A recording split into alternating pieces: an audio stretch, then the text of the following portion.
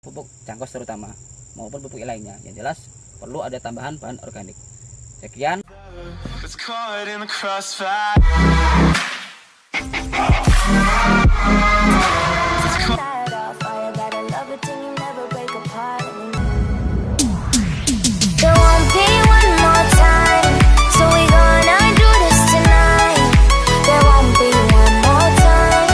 Selamat sore para sahabat petani sawit maupun para planter dimanapun Anda berada. Selamat weekend, selamat berakhir pekan.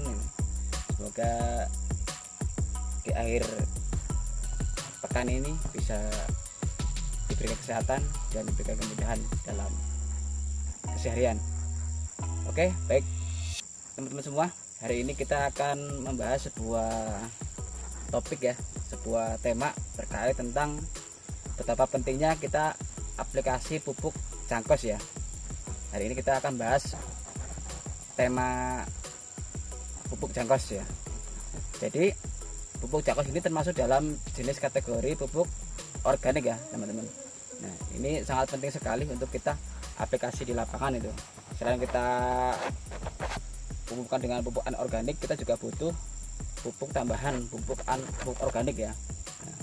Nah, yang hari ini kita bahas adalah pupuk JJK atau pupuk jangkos ya, hasil dari tandan kelapa sawit. Nah, ini kita manfaatkan untuk pupuk di lapangan ya. Nah, kenapa perlu saya jelaskan di sini itu? Karena pupuk jangkos itu sendiri ini sangat penting sekali ya. Kalau dari kita rekomendasikan menggunakan pupuk jangkos dengan dosis 30 ton per hektar ya. Nah, ini sudah ada kandungan yang di dalamnya itu dari 30 ton ini. Jadi dengan dosis 30 ton per hektar pupuk jangkosnya ini setara dengan kandungan nitrogen sebanyak 4,32 kilo. Itu pupuk ureanya. Nah, kalau pupuk P-nya itu setara dengan 1,4 kilo pupuk P, RP-nya.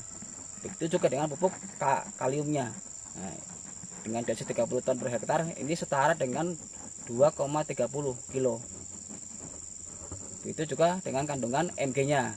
Jadi lengkap, ini ada kandungan NPK sama Mg-nya ya. Nah, ini Mg-nya dengan 30 ton per hektar ini setara dengan kandungan magnesium sebanyak 1,4 kilo. Nah, mengapa kita perlu aplikasi ini? Karena ini cukup lengkap pupuknya gitu. Karena apa? Dari kandungan NPK-nya saja, dari total semua pupuk yang dikasihkan, ini kalau kita totalkan itu sebanyak 8 kilo kurang lebihnya. Nah, ini sama dengan pupuk anorganik gitu yang kita berikan ke tanaman. Kurang lebih 1 tahun kita kasih 5-8 kilo per tahun, yang dibagi menjadi 2 ataupun 3 semester. Nah, ini kita pupuk aplikasi jangkos. Jadi selain murah, kita juga menghemat biaya ya. Dengan kandungan yang ada di dalam jangkos itu sendiri, ini sudah cukup membantu sekali untuk menghemat biaya. Baik, jadi dari tadi dosis 30 ton per hektar ya. Jadi kalau kita di lapangan kita tidak punya luasan seluas 30 hektar itu. Jadi sahabat bisa membreakdown dari 30 ton itu. Jadi kalau dari dosis 30 ton per hektar kita breakdown untuk dapat per pohonnya itu, per pokoknya itu, maka nanti kita rekomendasikan dengan menggunakan pupuk jangkos sebanyak 200 kilo ya per pohonnya. Nanti dengan dosis segitu itu, ini kita informasikan ke teman-teman info bahwa pupuk yang terkandung di dalamnya gitu, baik NPK Mg-nya gitu. Yang pertama adalah kandungan sebanyak 200 kilo per pohon ini setara dengan pupuk urea sebanyak 1,98 kilo. Nah, ini kandungan nitrogennya, kandungan ureanya.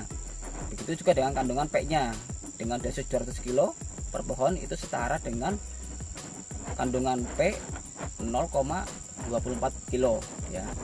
Nah, itu juga dengan kandungan kaliumnya atau MOP-nya yang ada di dalam jangkos sendiri, itu setara dengan 5,28 kilo. Nah, itu kandungan K-nya. Itu juga dengan kandungan Mg-nya ya. Dengan dosis 200 kilo per pohon itu setara dengan kandungan Mg 0,37 kg. Nah, ini cukup sekali membantu buat teman-teman semua yang kiranya mau efisiensi ya, mengurangi budget pupuk anorganiknya, ini bisa ditambahkan pupuk organik karena cukup lumayan tadi kandungan. Kalau emang teman-teman nggak bisa mengejar per hektarnya, boleh dikejar per pohonnya dengan tadi dosis yang tadi saya jelaskan tadi itu udah cukup lumayan. Cara aplikasinya ya teman-teman semua ya, jadi biasanya dengan dosis 200 kilo per pohon itu kalau kita kalibrasi ya, sudah kita kalibrasi hitung di lapangan itu biasanya dia setara kalau dengan menggunakan angkong ya, dia 4-5 angkong ya per 200 kilonya. Nah itu setara dengan itu ya. Nah apabila teman-teman mau mempercepat proses dekomposer cepat melapuk ya, maka teman-teman perlu tambahkan pupuk urea dan RP nya. Nah ini kegunaannya ini untuk mempercepat proses pelapukan ya, jadi kasih aja ureanya sebanyak 1 kilo dan RP nya 1,5 kilo ya. Ini fungsinya untuk mempercepat proses dekomposer, proses penghancuran ya, biar lebih cepat lapuk. Nah oke, itu ininya tambahannya. Nah terus cara aplikasinya teman-teman boleh aplikasi di antar pokok ataupun di pasar pikulnya, terserah mau aplikasi seperti apa. Yang jelas harus 1 lapis ya, nggak boleh lebih dari 2 lapis. Karena apa, semakin tebal aplikasinya nanti akan mengundang untuk datangnya kumbang tanduk orkes ya. Makanya kita nggak boleh aplikasi yang terlalu tebal, harus 1 lapis ya.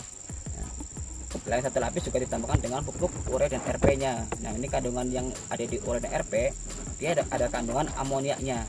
Nah ini kandungan amonia ini yang membuat si kumbang tanduk ini nggak betah di dalam cangkos. Nah, makanya perlu dikasih urea dan RP. Nah itulah cara aplikasinya. Nah, terus kenapa nih yang dibutuhkan ya, jadi ini berbeda antara pupuk organik dan pupuk anorganik ya. Kalau pupuk organik sendiri ini waktu untuk proses tanaman bisa menyerap unsur haranya ini cukup lama.